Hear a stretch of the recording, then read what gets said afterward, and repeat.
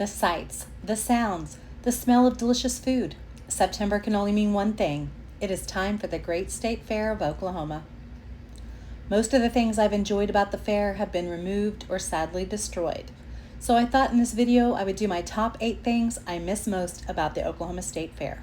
I'll admit, it's not one of my favorite places to visit anymore. When I was a kid, I loved it. When my daughter was little, I enjoyed taking her. And now if I go, it's only because she forces me to. I'll put some of our fair memories at the end of this video, so please stay and watch till the end. At number 8 is the Military Airplanes or Static Air Park that once contained a Boeing B-52, Boeing B-47, Douglas DC-3, also known as a C-47 Skytrain. I'm not sure why these planes were removed. Oklahoma has a large military and Air Force presence with Tinker, Vance, and Altus air bases. These planes were elevated high into the air, so they did not take up much space as fairgoers walked underneath them, and I will tell you, they provided plenty of shady spots to sit and listen to the live musical acts while eating your favorite fair goodies. One of the planes was sent to Palmdale, California, one resides in Wichita, Kansas, and the third has made its home in Regional Park at the Veterans Memorial in Midwest City, Oklahoma, which is home to Tinker Air Force Base. Coming in at number 7 is Cottonwood Post. I tried my best to find a photograph of what it looked like, but I failed. The only picture I found was after they had already destroyed it. I'll try my best to describe it. It was modeled after a frontier fort. It was a large square structure made of timber. The closest buildings that resemble Cottonwood Post I can think of is the buildings over at Fort Gibson near Muskogee. From what I remember, there was a stage inside where various dancers and singers performed throughout the day. I fondly remember watching Native American dancers here as a child. There were chairs and seats made from logs, if I recall correctly. Lined along the walls of the fort were vendor booths selling their wares such as collectibles, knives, and jewelry. Come on, it's the fair. There's all kinds of randomness being sold. Am I right? But I do remember purchasing a ring at one of the booths. I don't remember any food booths in the fort area, but I could be wrong. Let me know in the comments if you remember Cottonwood Post and if they had food options for purchase. I found it cool that there was a fort inside the fairgrounds, but apparently the powers that be opted to remove it for whatever reason. Number 6 takes us up in the air to the Sky Tram, sometimes often referred to as cable cars. These rides always remind me of ski lifts. These were so enjoyable and relaxing. This ride gave you a bird's eye view of the fairgrounds, especially of all the carnival rides. This was also a great way to slowly travel from one end of the midway all the way to the other while taking in all the fair atmosphere. Landing in the number 5 spot is the Good Home Mansion. This one really bothers me and breaks my heart. This lovely old Victorian was built in 1901 by Andrew Goodhome, a Swedish immigrant who became one of Oklahoma City's early millers, a city council member, and an entrepreneur active in local city development. The home originally sat at Northeast 4th Street and North Walnut Avenue in what today would be the Deep Deuce area in downtown Oklahoma City. The large Queen Anne home was moved to the fairgrounds in 1979. This home is without a doubt the reason I love and adore historic old homes. One of my favorite things was touring the home during fair time. Local historians, interior designers, and antique dealers would furnish the home with period pieces to showcase the home's history for the tours. Sadly, this home was moved from the fairgrounds in 2008 to Nakoma Park, Oklahoma, where it sat deteriorating until it was demolished in 2021.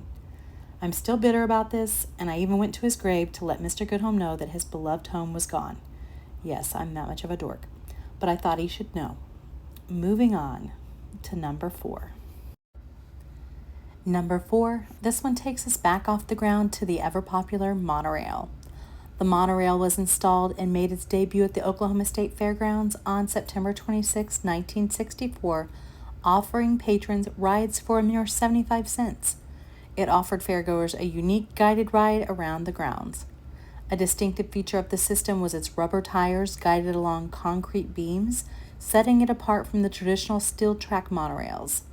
The ride was decommissioned in 2005, and the beams that once carried fairgoers around the state fair were removed. This ride was so much fun for families to enjoy.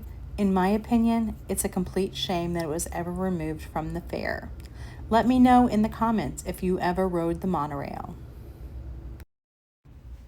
Popping in at number 3 is the grandstands. The grandstands were enjoyed by old and young alike. From all kinds of motorsports, from dirt bikes to race and stock cars, to being one amazing outdoor concert venue for legendary huge acts such as Ozzy Osbourne, Jerry Lee Lewis, Motley Crue, Willie Nelson, Van Halen, The Monkees, Def Leppard, Hank Williams Jr., just to name a few. But did you know the grandstands originally started as a horse racing track? Well, now you do. The good thing is, the events were so loud, even if you didn't have a ticket, it felt like you were there because you could hear it outside of the grandstands. The grandstands were torn down in 2010. It was stated because of a safety concern over a bad electrical system. City officials said the cost of repairing the electrical system and making the grandstand handicap accessible would be too high. Sounds like they were just really cheap to me. Anyway, that's another favorite gone forever from the fairgrounds. Number 2, the iconic Space Needle.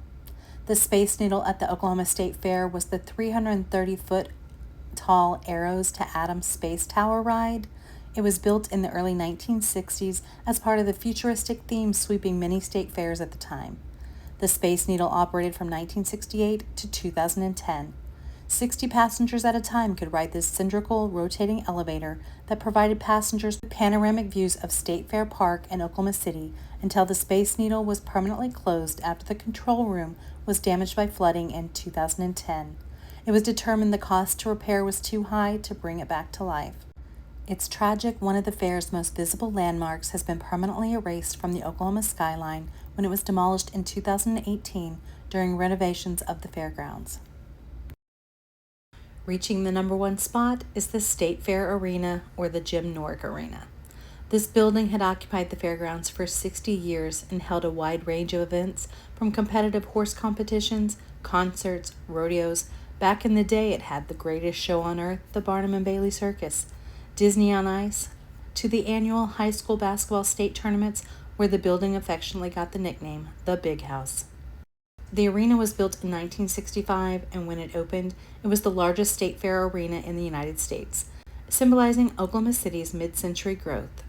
Jim Norick was mayor of Oklahoma City from 1959 to 1963, and again in 1967 to 1971. The historic Jim Norick building, the Big House here in the Oklahoma City State Fairgrounds area, has been here for 60 years. Again, they were only planning on this building. There it goes, it's imploding. So after 60 years, the Jim Norick Arena has finally been completely demolished here in the Oklahoma City, and the Oklahoma City Fairgrounds skyline now filled with dust and memories as the Jim Norick Arena after 60 years comes down. We saw it live here. And poof, just like that, the building is gone. Thanks for going on this journey with me down memory lane, where I show you my top 8 things I miss about the Oklahoma State Fair. I did promise you some of our favorite fair highlights. Our picks from the fair are limited. Keep in mind, growing up and until the last few years, people didn't have phones and cameras glued to them 24 hours a day. We actually enjoyed the experiences when not every moment in life was filmed or photographed, but I did manage to find some.